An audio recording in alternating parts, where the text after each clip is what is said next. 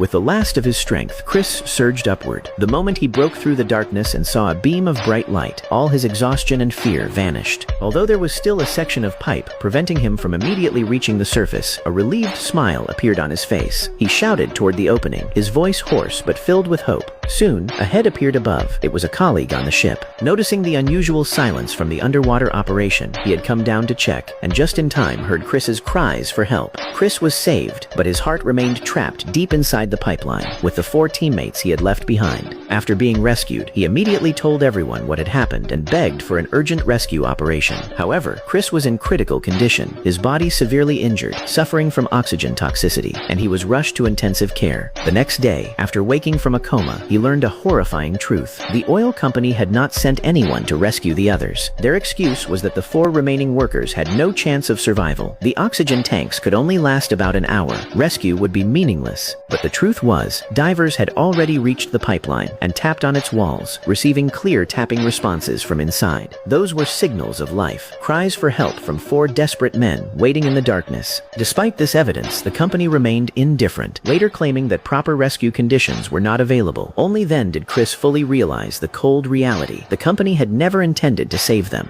Rescue would require dismantling and replacing the pipeline at enormous cost. In the eyes of those in charge, repairing the pipeline was worth far more than 4 human lives. Overwhelmed by anger, despair, and grief, Chris tried to leave the hospital to seek justice for his teammates, but he was restrained and sedated. Helpless, he lay in bed, watching time pass, knowing his teammates' lives were slowly fading away in the darkness. On the 4th day, divers could still hear tapping from inside the pipe. Those 4 men, through sheer willpower, had survived 4 days in darkness, injury, and suffocation. But by the 5th day, the tapping stopped. They never received the rescue that should have come. In the cold, dark pipeline, they lost their lives.